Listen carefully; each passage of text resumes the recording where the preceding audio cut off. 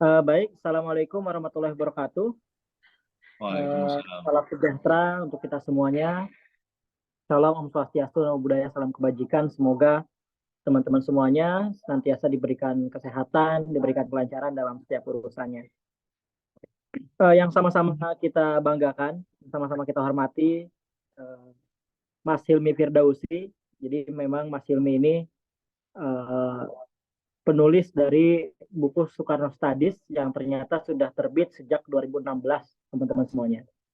Jadi memang Mas Hilmi dulu mahasiswa UIN Jakarta yang kemudian bergerak di komunitas Saung ya, Mas, waktu itu. Dalam waktu yang sama, Mas Hilmi juga dengan teman-temannya waktu itu mendiskusikan di buku di bawah bendera revolusi, bagaimana mengaji Bung Karno ya waktu itu. Dan dalam hal ini kami, Kopiah.co, Pusat Studi Islam dan Soekarno, memang sebuah komunitas yang dibentuk oleh mahasiswa Indonesia di Tunisia dan Mesir dengan semangat bahwa bagaimana anak-anak muda itu peduli terhadap wawasan kebangsaan, terutama yang bersumber dari gagasan dan pikiran Bung Karno. Kegiatan utama kami di sini, Mas Ilmi dan teman-teman, setiap minggu itu memang ada 3 kegiatan. Yang pertama, sesuai namanya, Pusat Studi Islam dan Soekarno, kami mengkaji kitab-kitab kontemporer dalam hal pemikiran Islam.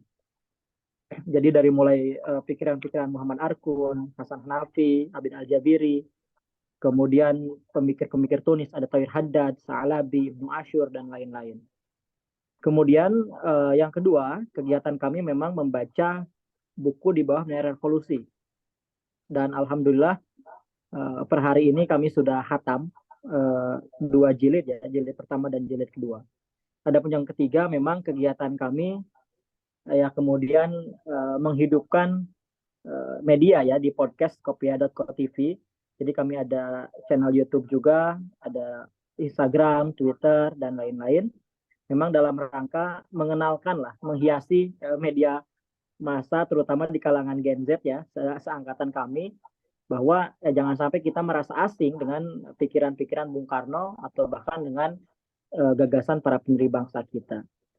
Dalam hal ini, melalui Kopiah.co TV, kami juga mempunyai program membaca Bung Karno, dan ini yang perdana kami undang Mas Hilmi juga untuk bisa berbagi kepada kami terkait bagaimana sebetulnya sosok Bung Karno sebagai individu kemudian dibaca oleh seorang santri sesuai latar belakang Mas Hilmi juga, dan kemudian dalam hal ini kita anak-anak muda ini punya punya ideologi yang kokoh terhadap gagasan anti kolonialisme, dan juga bagaimana yang dipikirkan atau imajinasi Bung Karno waktu itu membangun manusia merdeka atau membangun sebuah bangsa yang merdeka.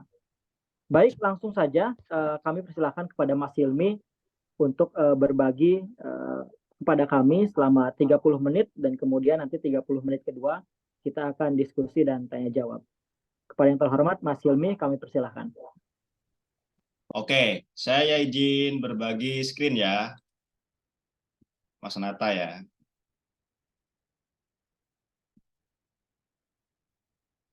Monggo, monggo Mas. Oke, sudah terlihat ya?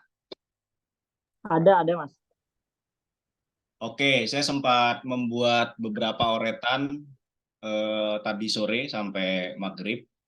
Mudah-mudahan ini bisa membekali kawan-kawan, bukan membekali lah, ini apa yang saya bisa tangkap ya dari Soekarno, dan mungkin nanti kita bisa berdiskusi karena teman-teman katanya sudah hatam 2 jilid DBR.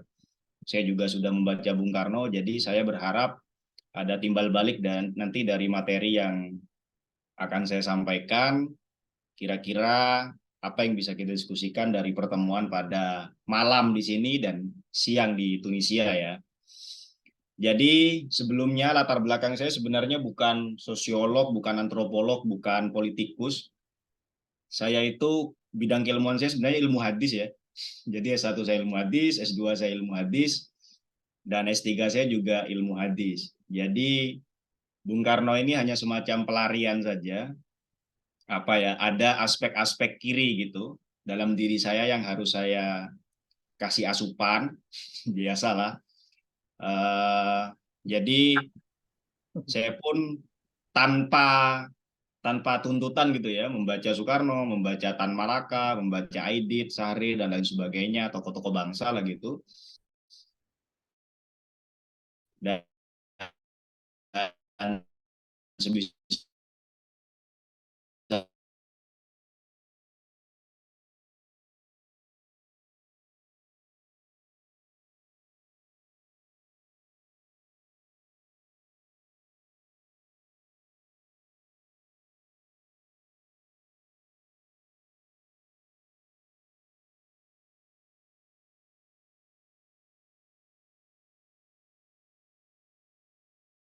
ya sebagaimana yang sudah saya jelaskan tadi, saya yang sifatnya kritis wacana lah begitu terhadap artikel-artikel Soekarno.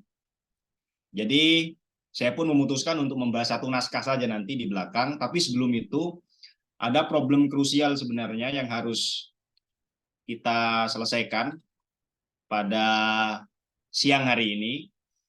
Jadi sebelum membaca Soekarno, sebenarnya kita harus bertanya ya, kenapa Soekarno itu masih penting kita baca gitu ya, atau masih penting kita diskusikan, masih penting kita kaji gitu ya.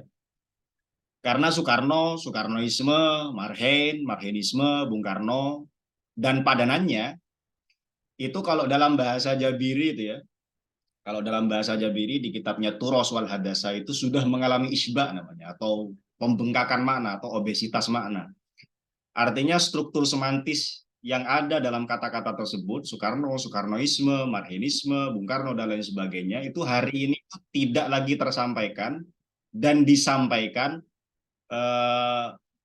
berdasarkan makna organiknya, tapi sudah terlalu banyak makna-makna tindihan, makna-makna tambahan, makna-makna tumpukan, yang seringkali membuat kita memahami kata-kata tersebut tidak berdasarkan makna organiknya atau makna aslinya. Nah, hal yang sama teman-teman juga bisa amati misalnya di dalam beberapa kata ya, misalnya Marxisme atau sosialisme atau komunisme, bahkan perempuan misalnya. Perempuan misalnya kalau kita lihat secara diskursif itu kan sudah mengalami proses keterlahiran ulang ya. Di masa Rasulullah, hadis-hadis perempuan itu disabdakan, terus di masa Perang Jamal, Abu Bakar menyampaikan hadis-hadis perempuan itu dalam konteks delegitimasi terhadap posisi Aisyah karena Abu Bakar berada di faksinya Ali. Terus di tangan para pemikir kontemporer di masa An-Nahdhah, kata perempuan juga kembali muncul, dan di tangan para feminis sekuler misalnya seperti siapa Aminah Wadud atau Fatima Mernisi gitu ya, perempuan juga mengalami keterlahiran ulang, sehingga hari ini kata perempuan itu bukan hanya semacam kata, tapi semacam mantra yang di dalamnya banyak sekali mengandung makna-makna yang sebenarnya bukan aslinya nah gitu. Itu yang dimaksud dengan isbah kalau kata Al-Jabiri itu. Oleh karena itu, gitu ya. Oleh karena itu, penting kita memahami dan menghela sejenak. Jadi kalau lagi-lagi kalau mengutip Al-Jabiri ya, kita harus melakukan fasel namanya atau distansiasi atau objektifikasi terhadap objek yang mau kita baca. Dalam hal ini Soekarno misalnya. Kita perlu menghela sedikit pemahaman-pemahaman yang kita dapat dari media, dari buku-buku sekunder tentang Soekarno, yang pada akhirnya akan mendorong kita untuk memiliki kekosongan asumtif ya, sehingga dalam membaca Soekarno kita bisa lebih objektif. Sore tadi saya sempat mengcapture beberapa berita ya, kalau kita ketik Soekarno atau Bung Karno di media sosial, itu rata-rata kabar yang muncul atau berita yang muncul itu kan konspiratif ya. Misalnya Bung Karno punya 5 kesaktian, Bung Karno memiliki kekuatan supranatural, ada semacam kisah yang sangat populer juga tentang tongkat Soekarno dan lain sebagainya begitu ya. Nah, pengetahuan kita tentang Soekarno yang semacam itulah yang kemudian menjadikan Bung Karno itu tidak lagi produktif bagi kita untuk dibaca hari ini. Karena apa? Ya karena glorifikatif, mitologis gitu ya. Terus konspiratif dan lain sebagainya. Artinya kita tidak menempatkan Soekarno sebagai seorang manusia secara objektif dan begitu. Nah, Soekarno sendiri mengalami isbah bukan tanpa sebab ya. Jadi ada ceritanya gitu ya. Misalnya di masa Orla ya, atau Orde Lama, ya Soekarno mengalami glorifikasi dan mengalami kultus individu lah, karena posisi dan figurnya yang terlalu otoritatif, yang sangat dominan, sehingga Bung Karno itu merupa sebuah simbol yang tidak bisa dipertanyakan. Nah, ketika kemudian fase berubah, Orde Baru muncul, kekuatannya, peta kekuatan berubah, maka lagi-lagi Soekarno mengalami proses isba dalam konteks delegitimasi. Pak Harto misalnya melarang penyebaran buku-buku Soekarno, terus karya-karya Soekarno juga dibatasi begitu ya, tidak boleh terbit dan lain sebagainya, sehingga ada semacam kesenjangan pengetahuan kita tentang Soekarno karena orde baru begitu ya. Bahkan bukan konon ya, sebagaimana yang disampaikan oleh Cindy Adams dalam autobiografi dalam wawancaranya bersama Soekarno, itu kan Soekarno sebenarnya, Bung Karno itu kan pengen dimakamkan di Bogor kan sebenarnya kan. Tapi kemudian karena citra politik atau aura politik yang terlalu kuat, nah Pak Harto itu khawatir kalau makam Bung Karno terlalu dekat dengan ibu kota, sehingga kemudian makamnya dipindah ke Jawa Timur gitu ya. Itu Bung Karno sudah meninggal dan Pak Harto masih takut gitu ya, dalam tanda kutip, kepada aura politik yang dimiliki oleh Pak Karno. Dan pasca reformasi pun hal yang sama terjadi ya. Simbolisasi Soekarno itu hari ini berada pada tahapan stempelisasi lah. Jadi kalau orang ingin menstempel dirinya atau menstempel kelompoknya sebagai kelompok yang nasionalis gitu ya, yang wong cilik dan berpihak pada rakyat, ya silahkan dipakai foto-foto Soekarno gitu, di baliho-baliho calegnya. Nah, kira-kira pengetahuan kita semacam Soekarno hari ini tuh seperti itu. Jadi saya, Mas Nata, teman-teman Kopia di Tunisia, itu hari ini sama sekali pengetahuannya tentang Soekarno itu sudah tertumpuk oleh makna-makna yang tidak organik ya. Obesitas, namanya obesitas itu lebih banyak lemak berbahayanya dibandingkan dengan daging aslinya. Nah, itu saya kira berbahaya. Dan oleh karena itu, maka setiap pembacaan Soekarno itu harus dimulai dari kesadaran semacam ini, bahwa ada semacam problem historiografis dalam cara kita memahami Soekarno sebagai sebuah korpus kebudayaan. Dan itu yang kemudian harus dijadikan visi setiap aktivitas kita membaca Soekarno.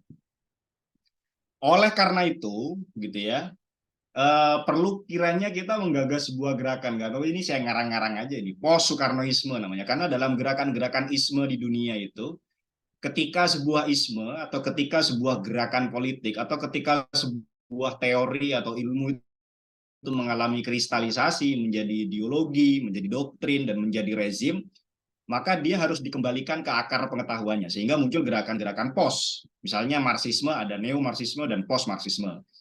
Modernisme misalnya dianggap melahirkan keketatan yang sangat akut ya dalam bentuk industrialisasi atau industrialisme dan positivisme. Maka muncul gerakan postmodernisme yang berusaha untuk menggugat seluruh bangunan dari modernisme itu sendiri. Nah, Soekarno saya kira mengalami hal yang sama hari ini dan tanda-tandanya sudah mengarah ke sana. Oleh karena itu, maka perlu melakukan gerakan-gerakan post semacam ini, post Soekarnoisme, yaitu mengembalikan Soekarno yang selama ini diposisikan sebagai sebuah doktrin atau diposisikan sebagai sebuah hantu oleh Orde Baru atau diposisikan sebagai sebuah agama oleh kelompok-kelompok tertentu, ya dikembalikan lagi ke akarnya sebagai manusia, sebagai seorang pemikir, sebagai bagian dari rakyat Indonesia, dan lain sebagainya. Dengan kata lain, hari ini Soekarno itu kata benda. Nah, gitu ya, kata benda. Nah, karena dia merupakan kata benda, maka dia tidak akan produktif untuk dibaca, tidak akan progresif. Ya karena benda, kata benda. Seperti seorang arkeolog memperlakukan sebuah artefak ya, atau benda-benda museumistik gitu. Nah, kita hari ini itu memperlakukan Soekarno seperti itu, sebagai warisan dari masa lalu yang layak ditaruh di mana? Di rak-rak museum gitu ya. Jadi Soekarno-nya nggak berbicara ya, tidak banyak berbicara karena dia dipahami sebagai sebuah benda, bukan sebagai sebuah kata kerja. Nah, oleh karena itu perlu kiranya merubah itu ya. Jadi memposisikan Soekarno sebagai kata kerja, bukan kata benda. Saya kira bukan cuma Soekarnoisme yang mengalami transformasi gitu ya, ketika sebuah ilmu atau sebuah pengetahuan tertentu menjadi doktrin atau menjadi ideologi atau menjadi agama ya. Dalam sejarah kita melihat banyak sekali contoh yang bisa dijadikan acuan. Marxisme misalnya, itu kan awalnya merupakan tawaran teoritik saja dari Marx misalnya dan Engels untuk membaca problem-problem yang terjadi di masa industrialisasi. Sehingga muncullah beberapa teori ekonomi politik dari Marxisme. Tapi kemudian di masa Leninisme, Marxisme itu tidak lagi menjadi pengetahuan, tapi menjadi ideologi atau menjadi doktrin yang digunakan dan dimanfaatkan serta difungsikan oleh siapa? Oleh Lenin gitu ya, untuk untuk legitimasi terhadap praktek-praktek yang otoritarianistik ya atau yang rezimistik begitu. Rasionalisme misalnya di Eropa juga hal yang sama. Rasionalisme awalnya jadi sebuah ilmu tawaran konseptual untuk menggugat gereja yang terlalu dominan dalam mengatur arah kebudayaan di Eropa. Tapi kemudian rasionalisme melahirkan apa? Melahirkan efek karena sudah terlalu lama, sudah mengkristalisasi dan lain sebagainya, melahirkan efek berupa munculnya industrialisasi. Industrialisasi muncul karena modernisasi. Modernisasi dan industrialisasi muncul satu gejala yang namanya positivisme. Nah, disitulah kemudian masyarakat Eropa mulai jengah dengan rasionalisme yang awalnya itu yang awalnya itu memerdekakan manusia, kok pada akhirnya menjadikan manusia sebagai robot. Nah, muncullah gerakan-gerakan postmodernisme sebagai antitesa dari rasionalisme yang berakhir pada modernisme. Gravitasi Newton juga mengalami hal yang sama. Teman-teman kalau pernah nonton, ya mungkin nanti kalau belum nonton saya rekomendasikan untuk ditonton ya. Ada film yang sangat bagus, judulnya Einstein and Eddington ya. Jadi Einstein dan Eddington. Jadi Einstein itu ya Albert Einstein, Eddington itu salah seorang astronom dari Inggris yang membuktikan kebenaran teoritik dari gagasan relativitasnya Einstein. Nah, itu dalam film itu diceritakan bagaimana kemudian teori gravitasi yang ditelurkan oleh Newton itu dianggap sebagai agama oleh para akademisi di Inggris. Sehingga ketika Eddington yang orang Inggris minta izin kepada senat kampus untuk menguji teorinya Albert Einstein yang notabene ingin menggugat teorinya Newton, itu tidak diperbolehkan. Anda ini orang Inggris, kok mau meruntuhkan teori gravitasi? Nah, itu. Jadi ilmu menjadi agama. Nah, ini kan sudah tidak logis. Ilmu yang bisa didiskusikan, bisa ditanyakan, bisa digugat, bisa direvisi, bisa dikritik dan lain sebagainya. Kok kemudian tidak bisa dikritik? Nah, itu gejala hari ini yang terjadi dalam tubuh Soekarnoisme itu sendiri sebagai sebuah isme. Nah, pertanyaannya kemudian, bagaimana cara mengurai keketatan semantik semacam itu ya, atau kristalisasi pengetahuan dari beberapa gejala yang sudah saya sebutkan tadi? Ya, semuanya dimulai dari cara kita membaca.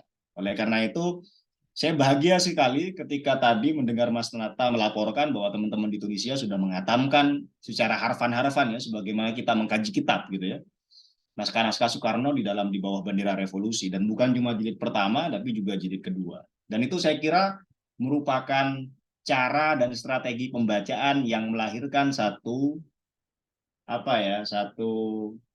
hasil yang produktif dan progresif lah. Karena kalau kita melihat ke dalam sejarah ya teman-teman, kalau pernah membaca bukunya Kiai Saifuddin Zuhri, itu bapaknya dari mantan Menteri Agama kita, Lukman Saifuddin Zuhri, beliau punya buku autobiografi yang bagus sekali, judulnya Berangkat dari Pesantren.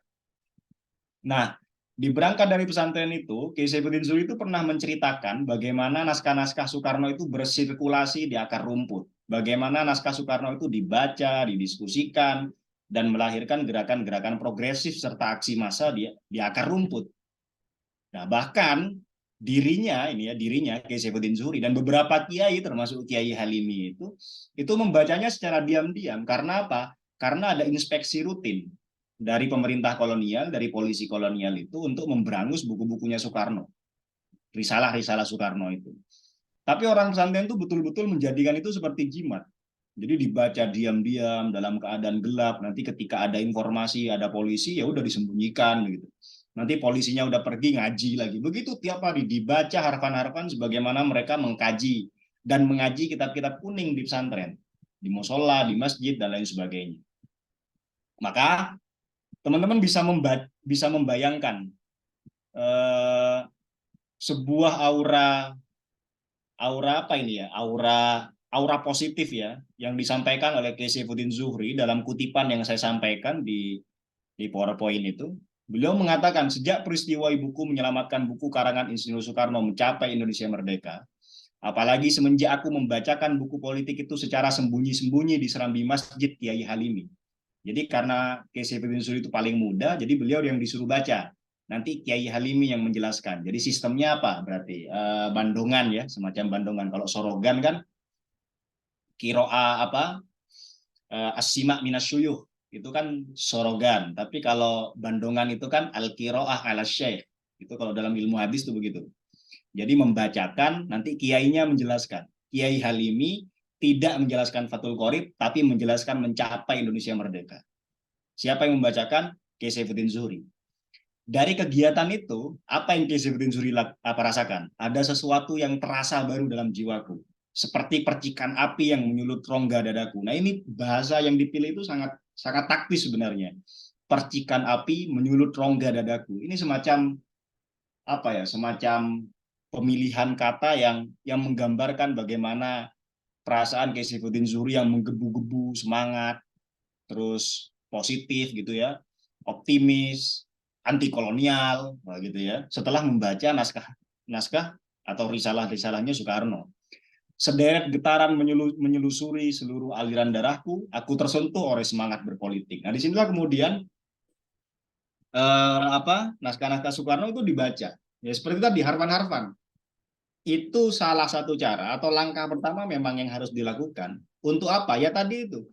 Untuk membebaskan kita dari upaya-upaya glorifikatif, cara baca konspiratif, dan model berpikir yang mitologis terkait dengan Soekarno.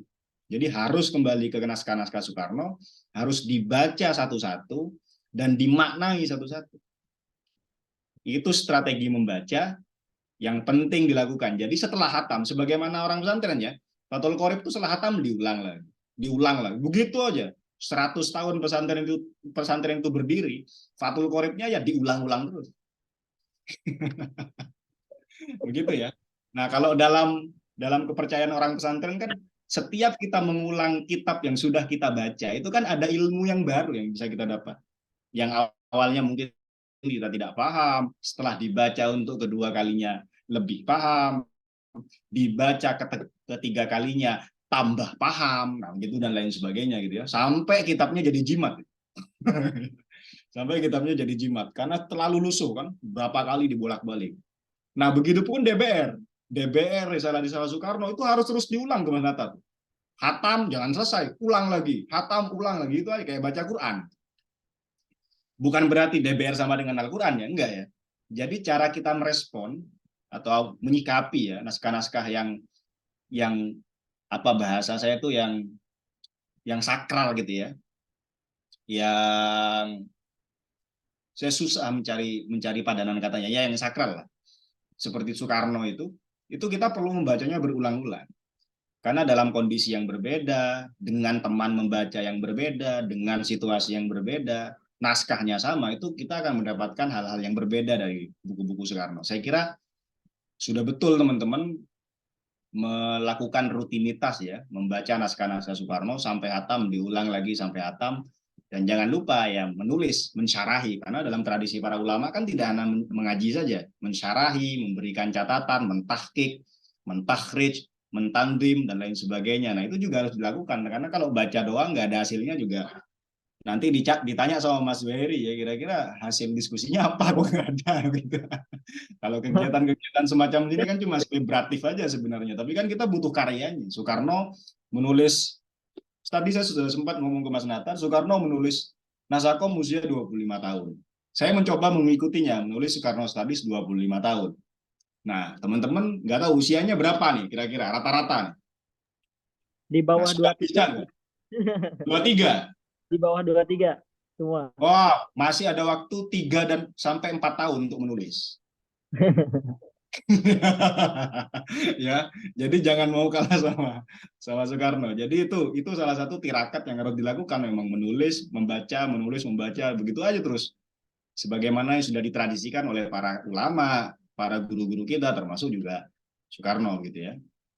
Oke, tadi saya menjelaskan mengapa kemudian membaca Soekarno itu perlu ditempatkan dalam kerangka yang produktif. Artinya kita memposisikan Soekarno tidak sebagai artefak, tidak sebagai benda museumistik, tidak sebagai fosil ya, tapi sebagai korpus pengetahuan yang bergerak, bernyawa dan aktif. Karena itu bagian dari masa lalu kita. Nah ini ya nggak tahu, ini adalah mekanisme passing over ya, atau dalam bahasa Jabirian itu namanya tajawuz. Jadi melampaui tradisi masa lalu untuk masa depan.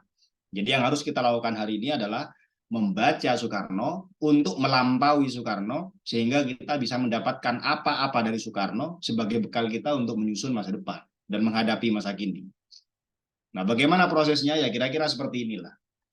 Ini secara detail saya jelaskan di buku kedua saya, Ngaji Hadis, Ngaji Tradisi. Nah, gitu ya. Nanti silakan kalau ada waktu Mas Nata ke Ciputat, akan saya beri gratis. Atau saya yang diundang ke Tunisia, nah bisa aja tuh. Pilih dua-duanya. Saya punya 5 buku, nanti akan saya bawa untuk didiskusikan di teman-teman Tunis. Nah, begitu ya.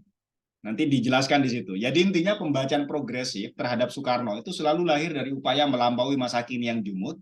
Hari ini, pemahaman kita tentang Soekarno itu kan jumut kan. Kita tidak menghasilkan apa-apa. Apa yang kita hasilkan? Komunitas doang. Kan tidak menjadi cerminan produktivitas dan progresivitas. Apa yang bisa kita hasilkan? Tidak ada kebijakan-kebijakan pemerintah dan lain sebagainya. Kita tidak punya program-program yang strategis dan lain sebagainya. Jumut. Jadi Soekarno hari ini jumut. Nah, bagaimana kemudian melampaui masa kini yang jumut? Ya udah kembali ke Soekarno dengan mencari asal-usul yang original dan asli di dalam buku-buku Soekarno untuk dijadikan batu lompatan ke masa kini dan masa depan. Nah, proses pembacaan yang progresif untuk menciptakan sebuah kebangkitan baru berasaskan post-Soekarnoisme tadi itu, kemudian tidak menjadikan masa lalu hanya sebagai semata-mata sebagai masa lalu.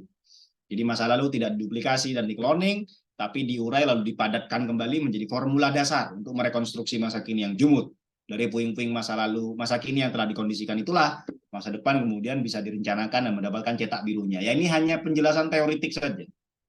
Tapi seluruh apa yang saya jelaskan ini sebenarnya ada dalam sebuah quote yang kita juga nggak tahu asal muasalnya siapa, yang mengatakan siapa, tapi setiap orang Indonesia kayaknya atau santri kayaknya hafal ya.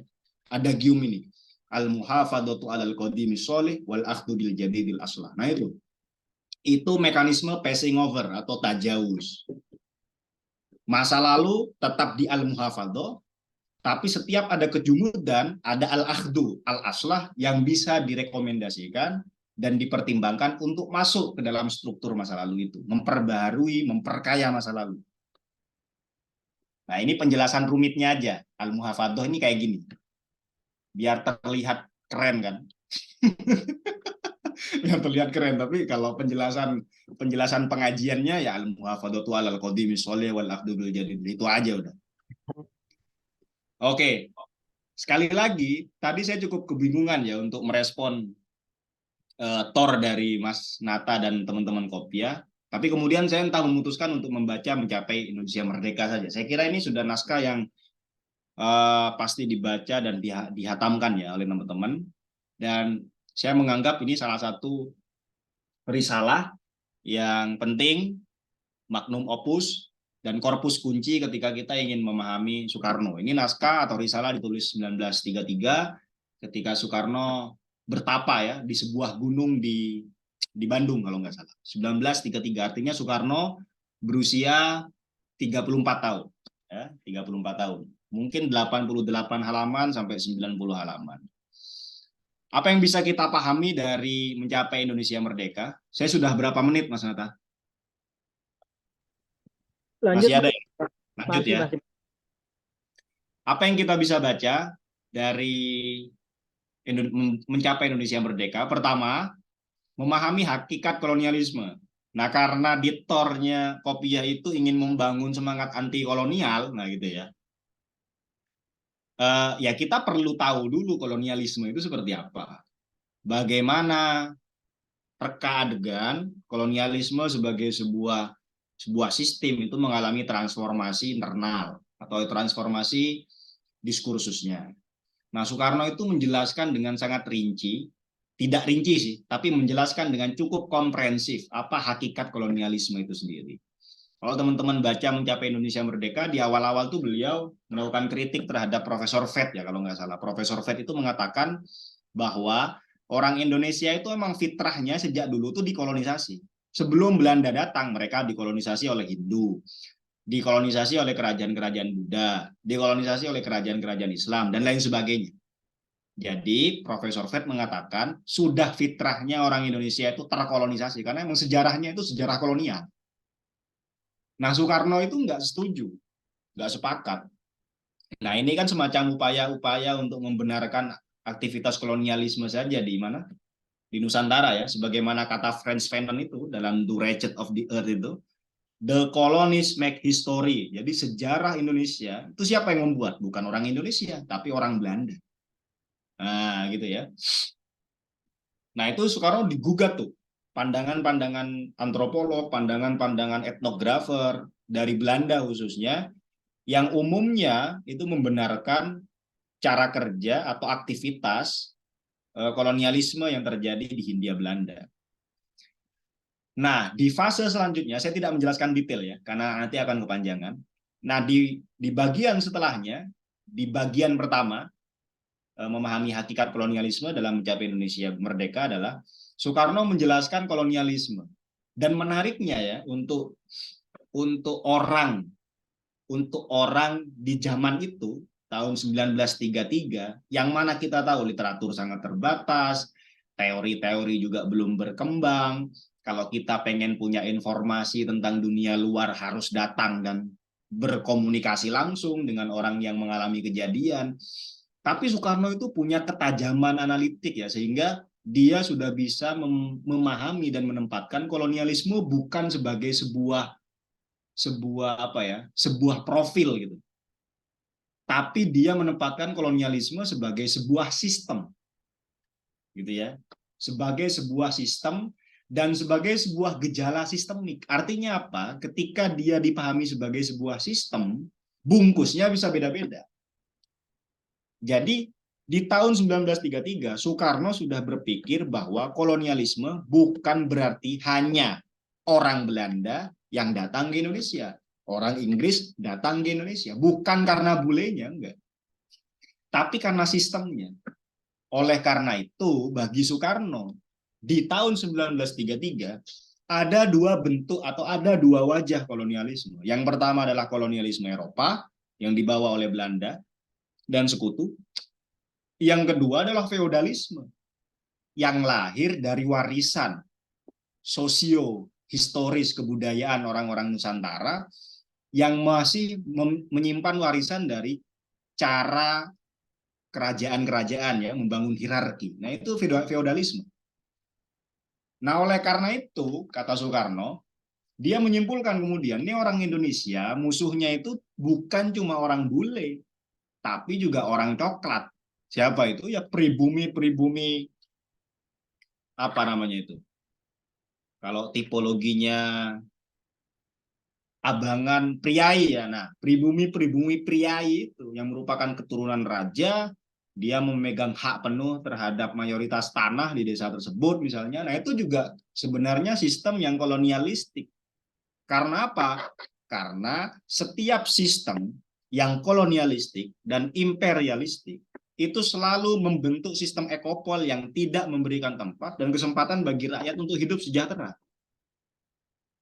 Pemainnya itu bisa bule, bisa apa bahasanya kalau di sepak bola itu? Naturalisasi. Naturalisasi. Naturalisasi. Esteran misalnya seperti Pevita Pearce misalnya. Atau memang orang-orang pribumi seperti saya yang coklat yang hitam ini. Aktornya bisa macam-macam. Tapi selama sistemnya itu membentuk sistem ekopol yang tidak menyejahterakan rakyat, ya kolonialistik. Dan harus sama-sama kita lawan. Nah, begitu ya. Jadi yang kita lawan bukan cuma orang luar, tapi orang-orang kita sendiri, begitu ya. Nah, lalu bagaimana? Jadi uniknya Soekarno tidak bicara soal etika ya. Jadi feodalisme yang dia maksud itu bukan soal nunduk-nunduk itu ya kan. Kalau kayak santri ketemu kiainya yang dicium kan bukan cuma tangannya ya, tapi kakinya, jarinya, sarungnya gitu ya. Itu kan kalau ketemu sarjana-sarjana barat itu kan selalu dicengin itu. Wah, kaum-kaum feodal. Nah, begitu ya kira-kira ya. Tapi Soekarno tidak bicara soal itu. Soekarno tidak bicara feodalisme dalam konteks etika. Tapi Soekarno bicara feodalisme dalam konteks ekonomi politik. Masalah etika itu kan ya tergantung tempat masing-masing. Tapi meskipun kita nunduk-nunduk dan lain sebagainya, tapi rajanya itu tidak membentuk semacam sistem ekonomi politik yang menyengsarakan rakyat, ya tidak dikatakan sebagai sesuatu yang kolonialistik sifatnya. Nah, itu bab pertama yang bisa kita gali dari mencapai Indonesia merdeka. Lalu bagian kedua, apa yang bisa kita coba gali dari mencapai Indonesia merdeka adalah wajah imperial dan keretakan subjektivitas. Ini kutipan yang saya sangat suka sekali dari Soekarno dan menunjukkan dengan sangat tegas dan kuat betapa Soekarno itu di usia 34 tahun itu sudah memiliki ketajaman batin ya dan kematangan berpikir yang di atas rata-rata ya. Coba saya bacakan ya. Ini saya ambil langsung dengan bahasa aslinya ya. Bencana batin yang paling besar ialah bahwa rakyat Indonesia itu percaya bahwa ia memang adalah rakyat kambing yang selamanya harus dipimpin dan dituntun. Sebagai juga tiap-tiap stelsel imperialisme di mana-mana, maka stelsel imperialisme yang ada di Indonesia pun selamanya menggembar-gemborkan ke dalam telinga kita bahwa maksudnya bukanlah maksud mencari rejeki, tapi adalah maksud suci mendidik kita dari kebodohan ke arah kemajuan dan kecerdasan. Sebagai juga tiap-tiap stelsel imperialisme ia tidak jemu-jemu meneriakkan mission sacre, tujuan suci atau suruhan suci. Di atas panji-panjinya imperialisme selamanya adalah tertulis semboyan-semboyan dan anasir-anasir Beschaving dan Orde en Ras, kesopanan dan keamanan umum. Nah, ini kalau kita baca dalam teori-teori postkolonialisme ya, Edward Said, Homi Bhabha, Gayatri Chakravorty Spivak misalnya, atau dalam buku-bukunya Michel Foucault itu disebut sebagai governmentality atau trik kolonialisme untuk menormalisasi aktivitas kolonisasinya di tanah-tanah kolonial, di tanah-tanah jajahan. Jadi mereka mengampanyekan kita itu datang ke sini tuh bukan untuk merebut harta-harta kalian. Kita ini datang ke Indonesia itu biar orang Indonesia itu sama majunya dengan orang-orang di Eropa gitu. Nah, hal yang sama juga terjadi di hampir seluruh tanah jajahan yang ada di dunia ini. Mesir misalnya ketika dijajah oleh Prancis ya sama juga. Ada janji-janji obsesif ya bahwa orang-orang di Timur Tengah akan bisa setara dengan orang-orang Eropa. Syaratnya apa? Ya beri kami, nah gitu kira-kira, pembenaran atas apa yang kita lakukan di sini. Nah, kalau bahasanya Frantz Fanon itu dia itu kan psikoanalisis ya, psikoanalis. Dia itu membayangkan aktivitas-aktivitas kolonialisme yang sifatnya governmentalitif seperti ini itu sebagaimana orang ibu yang sedang mendidik anaknya. Nah, kira-kira kalau Mas Nata itu ditampol sama ibunya ngelawan nggak? Enggak kan? Karena kenapa? Karena Mas Nata percaya ibunya melakukan kekerasan terhadap dirinya itu atas dasar kebaikan. Iya kan? Santri-santri di pesantren-pesantren salaf misalnya diludahin sama kiainya. Kan ada ceritanya itu. Ada cerita Ki Holil Bangkalan itu ya. Ada santri nggak bisa ngaji, disuruh menjulurkan lidahnya terus diludahin sama siapa? Sama Ki Holil Bangkalan. Lalu dia langsung bisa ngaji. Tapi jangan dicoba ya kalau kalian kan tidak sakti. yang ada kena Omikron nanti. Nggak bisa ditiru.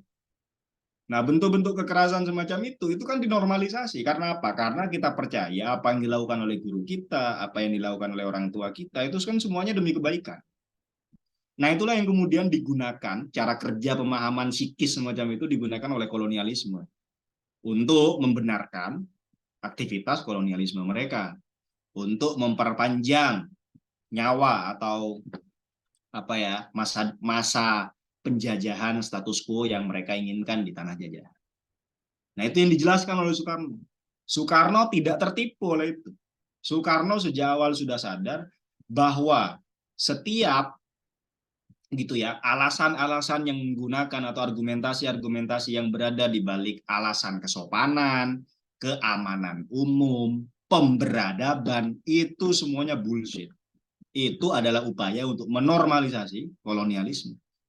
Bayangkan, Soekarno 1933 sudah berpikir soal itu. Itu belum ada teori-teori postkolonial. Edward Said kan barusan. Edward Said, diskursus postkolonialisme itu kan barusan ya. Homi Bhabha masih hidup, Gayatri Chakravorty masih hidup, teoritikus postkolonial yang merumuskan itu masih hidup rata-rata. Soekarno 1933 sudah lebih dahulu memikirkan jauh sebelum Foucault, jauh sebelum Said, jauh sebelum Bhabha dan lain sebagainya. Itu bagian kedua dari mencapai Indonesia merdeka. Lalu bagian ketiga, apa yang bisa kita cerna dari mencapai Indonesia merdeka, yaitu soal liberalisasi sistem agraria. Kemudian Soekarno melakukan identifikasi ya. Ya teman-teman kalau baca mencapai Indonesia merdeka, di situ banyak data-data tentang penghasilan cengkeh, ya berapa potensi keuangan atau ekonomi yang bisa kita raih atau bisa kita dapatkan dari pertanian kopi dan lain sebagainya. Soekarno mencatat betul detail itu di mencapai Indonesia merdeka itu. Karena apa? Karena dia tahu akar permasalahannya gitu ya. Akar permasalahannya itu ada di sistem agraria. Ada di problem agraria atau pertanian. Jadi intinya Soekarno ingin menjelaskan bahwa orang-orang Belanda datang ke sini itu emang untuk memperkaya diri. Dengan cara apa? Dengan memanfaatkan pertanian itu. Nah, ada dua model politik yang kemudian diterapkan oleh kolonial. Yang awal, yang sebagaimana kita tahu, politik tanam paksa, ya kan? Jadi masyarakat yang punya lahan dipaksa untuk menanam komoditas yang dipesan oleh kolonial. Entah itu kopi, karet, macam-macam lah. Nah, itu kan sistem tanah paksa. Tapi kan di abad 20, di awal abad 20, politik kolonial itu kan mengalami transformasi ya, menjadi politik etis. Sejak munculnya bukunya siapa itu? Sejak munculnya buku Max Havelaar yang ditulis oleh Douwe Dekker. Itu kan kemudian memicu berbagai macam perdebatan, aktivisme di kalangan masyarakat Eropa dan Belanda sendiri terkait aktivitas kolonial yang dilakukan oleh pemerintah Hindia Belanda yang kolonialistik begitu, yang jahat lah begitu kira-kira. Nah, itu yang kemudian parlemen di Belanda itu kemudian mendorong munculnya satu sistem perpolitikan baru yang mereka namakan sebagai politik etis. Nah, bagaimana caranya untuk menjaga pemasukan yang awalnya mereka terima dari sistem tanah paksa, yang kemudian beralih ke dalam sistem politik etis? Maka mereka menggelar sebuah sistem perpolitikan agraria yang bernama liberalisasi sistem agraria. Nah, apa itu? Nah, di sini adalah salah satu kutipan yang saya ambil langsung dari mencapai Indonesia Merdeka. Mari kita lihat apa yang dijelaskan oleh Soekarno. Tak berhenti-henti, begitulah saya tempo hari menulis dalam saya punya pledoi. Pledoinya namanya Indonesia Menggugat ya.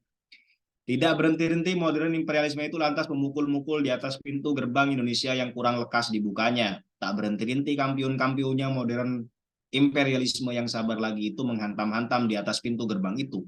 Tak berhenti-henti penjaga-penjaga pintu gerbang itu saban-saban sama gemetar mendengar dengungnya peki Narvrij Arbik ke arah kerja merdeka daripada kaum-kaum modern kapitalisme yang tidak mau memakai lagi sistem kuno yang serba paksa itu, melainkan ingin mengadakan sistem baru yang memakai kaum buruh merdeka, penyewaan tanah mereka, dan persaingan merdeka. Nah, di sini kemudian sistem tanah paksa bertransformasi menjadi sistem yang secara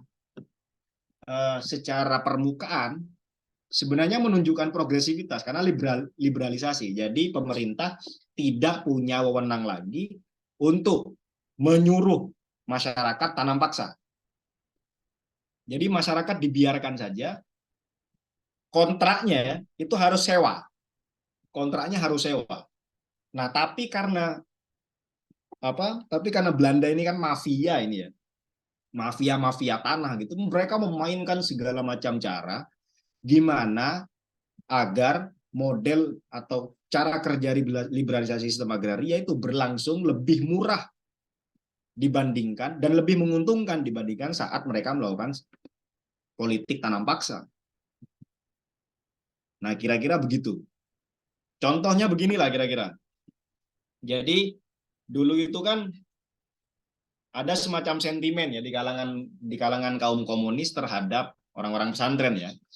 Karena orang-orang pesantren itu kan dianggap menguasai tanah ya. Kalau kita lihat di Jawa Timur, di Jawa Tengah itu kan kiai-kiai itu kan tanahnya bisa puluhan hektar gitu ya, ratusan hektar di sekitar pesantren itu kan dimiliki oleh pesantren biasanya. Nah, karena itu dulu PKI yang berangkat dari semangat sama rata sama rasa agar setiap kepala keluarga memiliki tanah itu, kemudian ya konflik lah, mengalami semacam konflik dengan kaum pesantren. Tapi kalau kita pakai logikanya hari ini misalnya, jadi andaikan tanah itu, oke, tanah itu diberikan kepada secara rata ya, kepada setiap kepala keluarga dengan rata. Tapi setiap kepala keluarga dan rumah tidak punya modal dan alat untuk mengelola tanah itu, kira-kira apa yang terjadi? Yang terjadi adalah orang Indomaret datang nawarin beli tanah itu dengan murah dan berjanji bahwa anaknya nanti akan kerja sebagai kasir Indomaret. Apa yang terjadi? Tanahnya hilang, tidak produktif, orangnya yang pemilik awal itu kerja di atas tanahnya sendiri. Nah, bayangkan kemungkinan yang kedua. Tanah itu tetap dimiliki oleh pesantren, lalu pesantren ya gitu ya, membuat semacam kontrak kerjasama, musyarakah, mudharabah, apalah gitu, dengan tetangga-tetangga desa yang tidak memiliki modal dan alat, nanti dibagi sesuai dengan porsi pekerjaannya masing-masing. Nah, kira-kira kalau ada investor, misalnya dari PLTU atau apalah macam-macam gitu, ingin membeli tanah itu, kira-kira berhasil? Nggak akan berhasil. Karena apa? Kiainya sudah kaya. Nah, liberalisasi sistem agraria itu seperti itu, teman-teman. Jadi tanah memang dibagi kepada orang-orang yang memang dari awal tidak mampu ngelola. Alat nggak punya, modal beli bibit nggak punya, terus apa lagi? Beli pupuk nggak ada uangnya. Akhirnya apa? Ya udah dimainin sama Belanda. Dimainin. Jadi hitung-hitungannya liberalisasi sistem agraria itu lebih parah daripada politik tanam paksa pada akhirnya. Karena apa? Orang bekerja dengan sukarela dengan sistem tanam paksa yang disamarkan menjadi nama liberalisasi sistem agraria. Itulah kira-kira. Nanti detailnya bisa teman-teman baca di Mencapai Indonesia Merdeka ya. Nah, disitulah kemudian Soekarno berpikir bahwa poros revolusi itu sebenarnya bukan ada pada kaum buruh kalau di Indonesia itu, tapi ada pada diri kaum petani. Petani perlu membuat syarikat, membuat partai gitu ya, perkumpulan dan lain sebagainya. Karena apa? Karena problem agraria itulah yang lebih krusial untuk diselesaikan, dan mayoritas problematika kolonialisme pasca politik etis utamanya di tahun 1933 itu berkenaan sekali dengan lahan-lahan pertanian. Nah, gitu ya. Jadi memang kolonialisme di mana-mana itu beda-beda ya, teman-teman ya. Ada yang berporos pada kaum buruh, ada yang berporos ada yang berporos pada kaum agamawan dan lain sebagainya. Nah, kalau di Indonesia, menurut Soekarno, dia mengidentifikasi bahwa petani itu adalah poros revolusi, makanya gerakannya dinamain dengan Marhenisme, yang merupakan simbolisasi dari seorang petani bernama Marhen, orang Sunda. Nah, gitu kira-kira ya. Terakhir, nah gitu ya. Di bagian akhir-akhir Mencapai Indonesia yang Merdeka itu ada semacam optimisme ya. Optimisme dari Soekarno ya. Di tahun 1933 dia sudah melihat bahwa ada semacam peluang untuk melakukan gerakan-gerakan anti kolonial. Nah, ini bahasa Soekarno ini bahasa yang sangat luar biasa. Saya bacakan dulu. Tapi alhamdulillah di timur matahari sudah mulai bercahaya. fajar sudah mulai menyingsing. Obat tidur imperialisme yang berabad-abad kita minum, yang telah menyerap ke dalam darah daging kita dan tulang sumsum kita, ya, yang telah menyerap ke dalam roh kita dan nyawa kita. Obat tidur itu perlahan-lahan mulai kurang jayanya. Di timur matahari mulai bercahaya, bangun dan berdiri kawan semua. Nah, ini adalah titik-titik di mana kemudian Soekarno mulai melakukan konsolidasi ke berbagai macam kekuatan, ya, baik di kalangan elit maupun di kalangan akar rumput, untuk bersama-sama melakukan pembabatan awal terhadap model-model perjuangan anti kolonial, ya, yang kemudian nanti meletus di tahun 1940-an dan berlangsung sampai agresi militer kedua. Jadi semuanya sudah dibaca dengan sangat baik oleh Soekarno dalam mencapai Indonesia Merdeka, dan saya kira nanti teman-teman bisa mendiskusikan ini lebih lanjut. Saya hanya menjelaskan sekilas-sekilas saja, dan untuk itu saya mengucapkan terima kasih dan mari kita berdiskusi dengan bahagia. Itu saja, Mas Nata, sedikit yang bisa saya sampaikan. Terima kasih. Matur nuwun, Mas Hilmi. Terima kasih banyak. Luar biasa ya, kita ngaji Bung Karno malam hari ini ya, di Indonesia. Di Tunisia masih siang.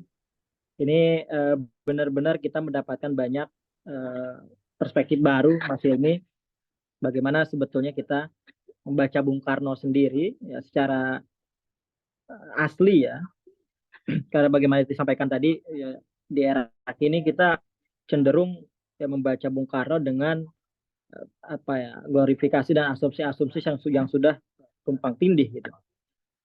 Teman-teman peserta di sini punya kesempatan buat berbagi juga, sama-sama melakukan timbal balik dari apa yang sudah teman-teman baca, ataupun menanggapi dari apa yang disampaikan Mas Hilmi tadi, atau bahkan teman-teman bisa bertanya. Barangkali silahkan, di sini sudah hadir teman-teman, ada Akmal, ada Ahmad Hashif, ada Bila, Irfan, Fajriah, ada Alasti, ada juga Mas Adi dari Malaysia. Monggo barangkali teman-teman.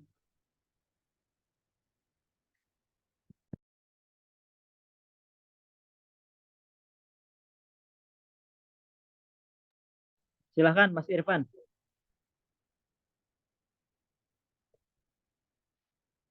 Di unmute dulu, Irfan.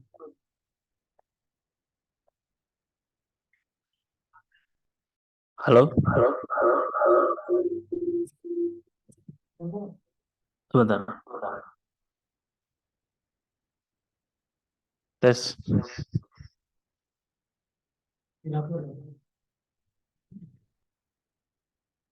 Baik. Terima kasih Mas Hilmi atas materinya.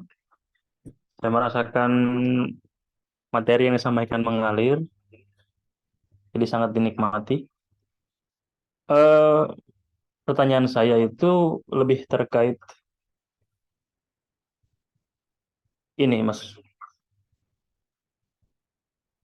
Gimana cara kita dalam memahami sebuah tulisan-tulisan sehingga itu membekas di pikiran kita. Sehingga sebagaimana yang tadi Mas Hilmi sampaikan itu sangat mengalir. Artinya mungkin saya sendiri sudah mulai rutin membaca buku-buku Bung Karno, tapi setelah misalkan sebulan baca itu, saya nggak ingat semua. Dalam artian belum terstruktur sebagaimana ketika Mas Hilmi menyampaikan tadi gitu. Saya lebih penasaran ke situ. Kemudian juga saya sedikit melihat caption-caption di Instagramnya Mas Hilmi juga, sinopsis di buku-bukunya. Saya lihat juga tulisannya yang menjadi ciri khas Mas Hilmi itu adalah tadi kemengaliran itu. Dan itu yang dalam diri saya belum miliki. Mungkin kalau sekedar menulis tulisan ilmiah bisa saja. Tapi mengalir dan strukturnya itu saya masih bingung bagaimana cara mengolahnya. Itu saja dari saya. Sekali lagi terima kasih banyak materinya. Mas Hilmi dan kepada teman-teman KPA yang sudah mengadakan diskusi pada malam hari ini. Terima kasih.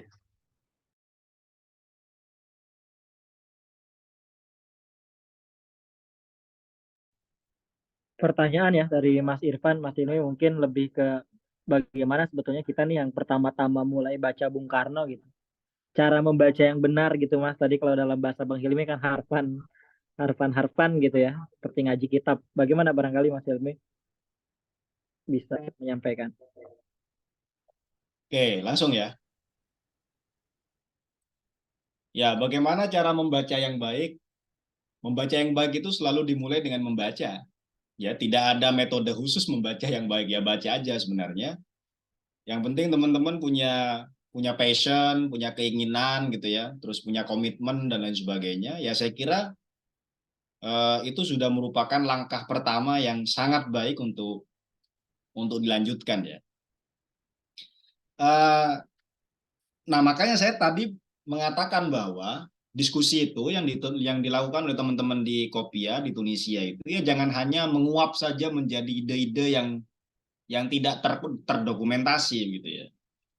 Jadi teman-teman perlu menulis. Jadi menulis dan membaca itu adalah dua aktivitas yang tidak boleh lepas. Karena apa? Karena menulis itu membantu kita untuk mengikat data, menajamkan memori, dan merapikan struktur berpikir. Ya, tidak sama dengan halnya kita membaca dan berbicara itu kan tidak terkontrol ya. Jadi apa yang udah keluar ya udah. Kalau udah kacau kacau aja gitu. Tapi kalau kita menulis, nah kita kan bisa melihat cara kita menyusun kalimat, cara kita memahami sebuah tulisan, sebuah buku dan lain sebagainya. Nah, itu kan kita bisa menimbang-nimbang ini sudah struktural atau tidak, sudah rapi, sudah mengalir atau tidak. Oleh karena itu harus diimbangi.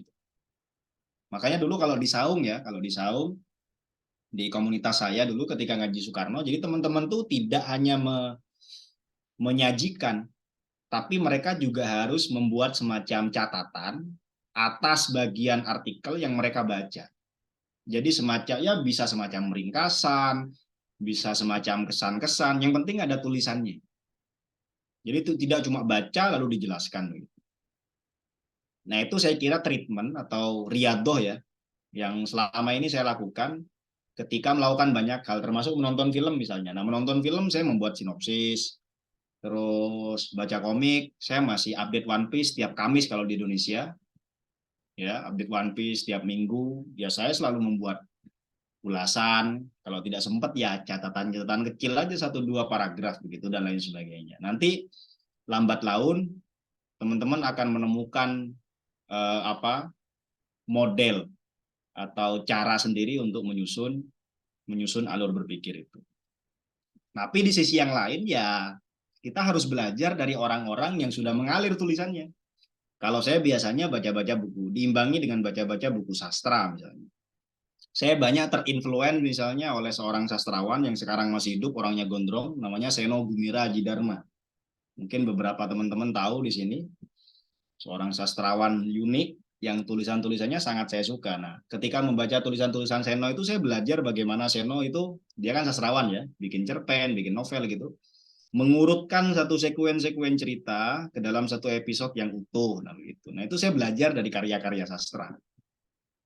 Jadi memang harus banyak asupan literaturnya, tidak hanya Soekarno, tapi untuk mempoles itu, teman-teman juga harus baca karya-karya yang lainnya. Ya, jadi intinya jangan dibatasi lah bacaan buku teman-teman itu. Kalau masih usia 22 tahun, 23 tahun, ya udah hantam aja semuanya. Sikat aja buku apa yang ada di depan mata, sikat aja. Sukanya baca apa misalnya, tidak suka baca misalnya nonton film, ya udah nonton film tapi nulis misalnya dan lain sebagainya. Itu aja, itu soal proses saja. Nanti teman-teman ketika sudah melakukan riadoh semacam itu dalam kurun waktu yang cukup lama dan sudah menjadi rutinitas, saya kira akan terbentuk sendiri ya karakter tulisannya gitu ya, atau karakter cara berpikirnya. Itu aja ya. Jadi tidak ada tips-tips instan lah, semuanya berproses ya, berdialektika. Tinggal menunggu waktu saja. Silakan dinikmati aja proses. Baik, siap Mas Hilmi. Terima kasih Mas banyak. Irfan ya, semangat ya. Siap. Senang berkenalan dengan Mas Hilmi. Sama-sama. Terima kasih banyak Mas Irfan, Mas Emi juga atas jawabannya. Barangkali dari teman-teman ada tambahan-tambahan, atau mungkin saya, Mas Hilmi. Kalau kita baca DBR tuh Mas, kan tulisan pertama itu mengenai nasionalisme, komunisme, Islamisme ya. Ya, Nah dari sana kami kebetulan ya di sini semuanya kan teman-teman hampir semuanya belajar ilmu-ilmu agama gitu.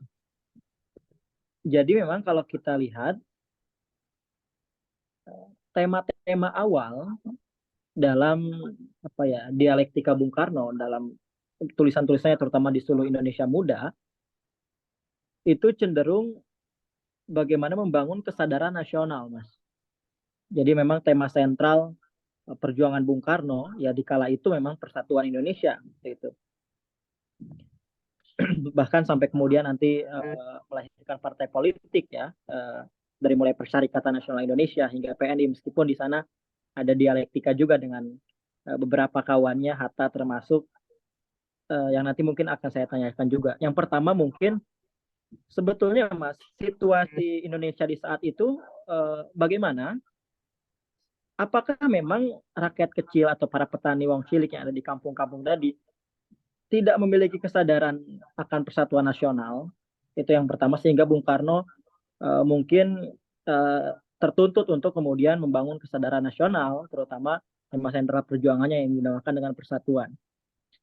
Yang kedua, terkait dialektika dengan Hatta mengenai sistem apa ya, membangun awal-awal sistem awal-awal dalam membangun partai politik itu.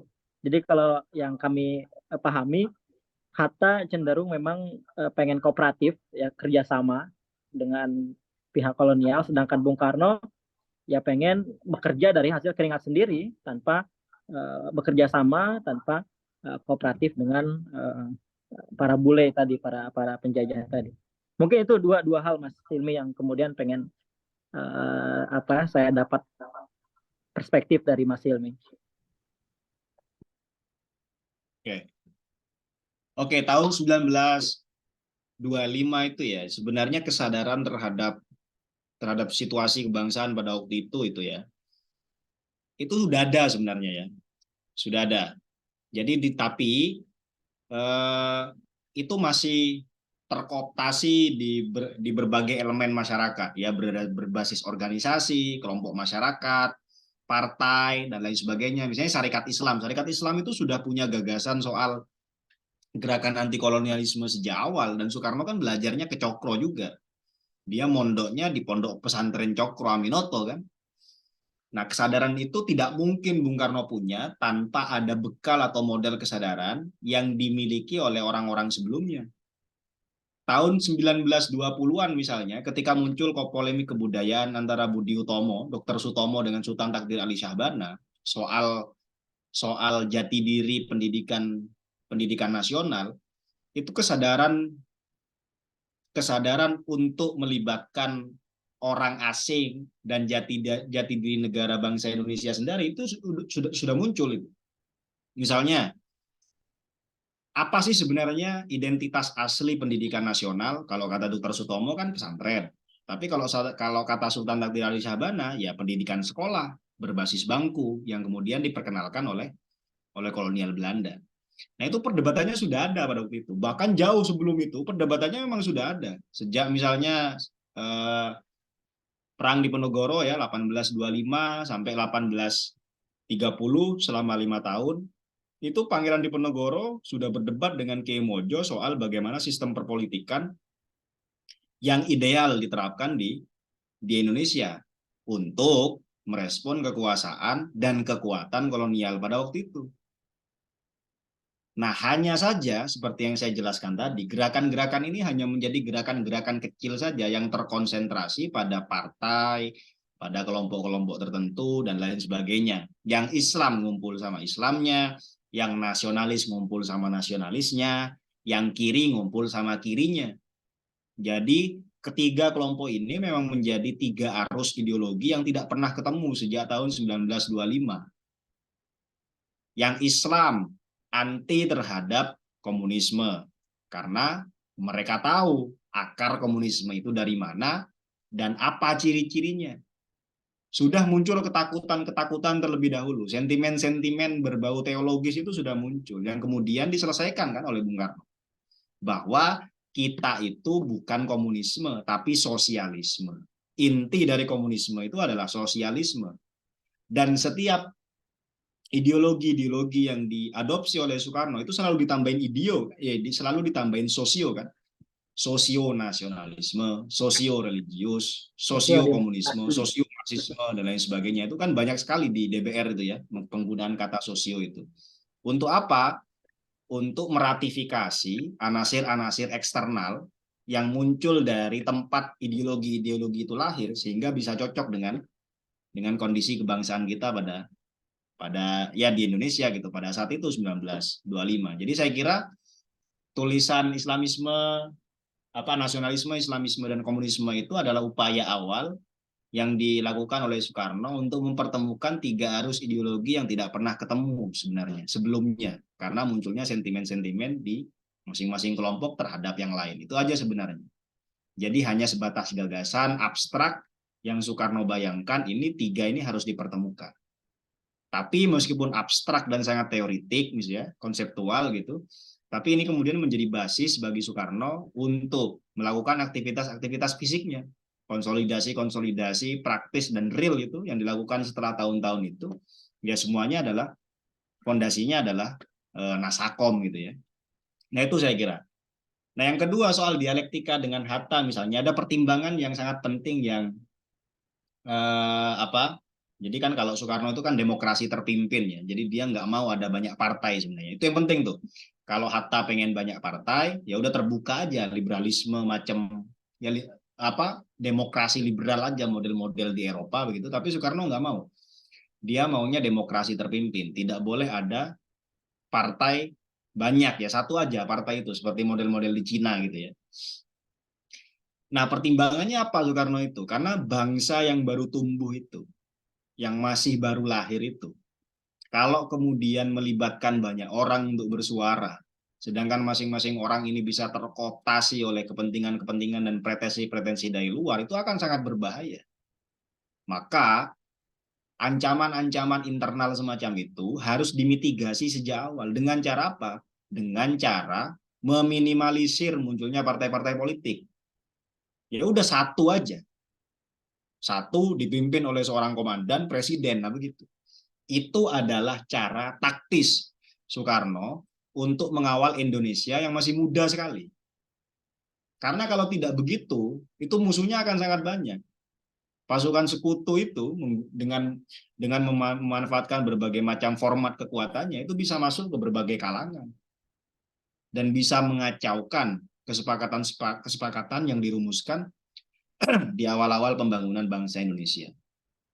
Jadi saya kira tidak ada masalah dengan dialektika yang terjadi antara Soekarno dan Hatta. Masing-masing mewakili cara pandangnya sendiri. Kalau Hatta kan memang murni ya, pandangannya itu seperti mahasiswa lulusan Oxford lah begitu, atau lulusan Harvard University. Nah, sedangkan Soekarno itu kan banyak berdialektika bukan hanya dengan orang-orang luar, tapi juga dengan orang-orang Indonesia, termasuk kaum santri dan para kiai. Jadi lebih original, lebih paham, lebih adaptif, lebih paham situasi dan lain sebagainya.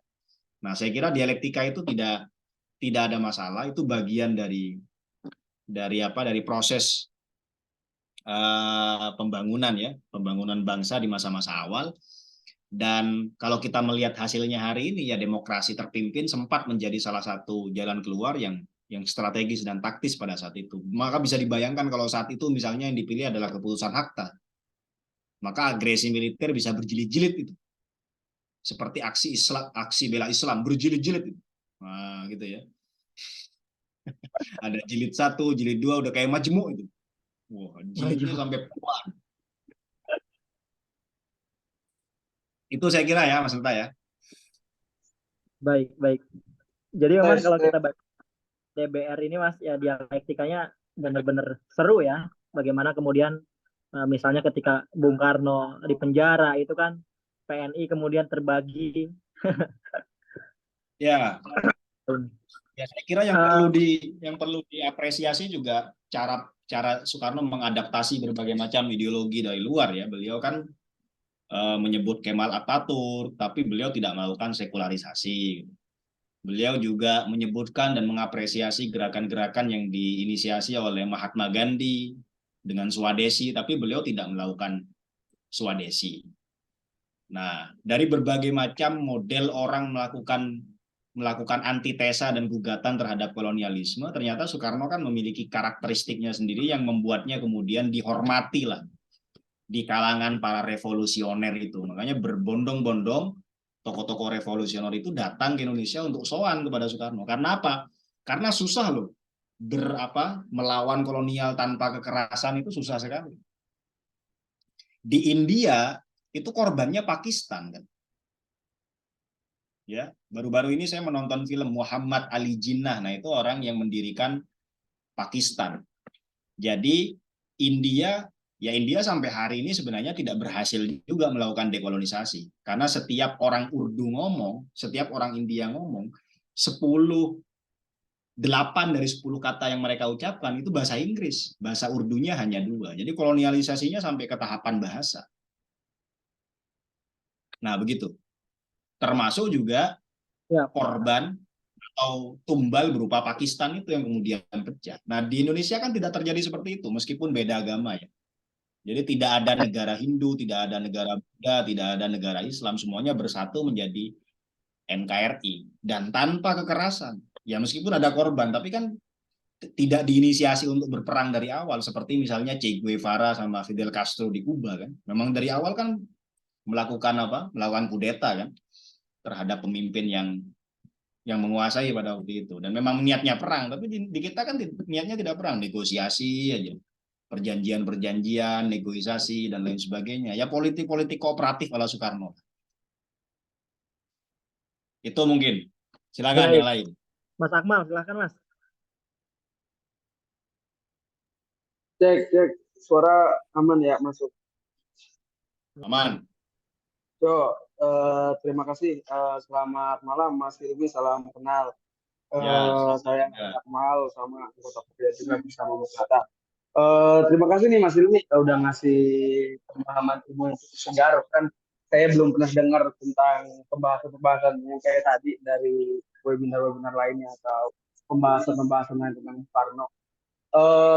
Cukup menarik, apalagi yang tadi tentang pembahasan yang pertama itu Mas Hilmi yang tentang isbah atau pembengkakan makna tentang Bung Karno sendiri sebenarnya. Jadi pembengkakan makna Soekarno, Soekarnoisme, Marxisme dan sebagainya itu cukup menarik perhatian saya.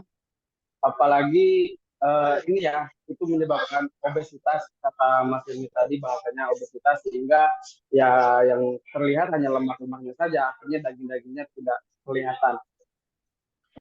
Karena tiap-tiap orang mungkin pengen bisa memberikan pemaknaan pengertian terhadap Soekarno dan Soekarnoisme secara otoritatif, sehingga mereka mungkin cukup egois lah untuk memaknai Bung Karno. Akhirnya pemaknaan Bung Karno tersebut ada yang kelebihan ataupun kekurangan. Tapi sebenarnya saya melihat ada satu sisi positif dari dari pembengkakan makna ataupun obesitas yang dialami terhadap pemaknaan terhadap Soekarnoisme dan lain-lain.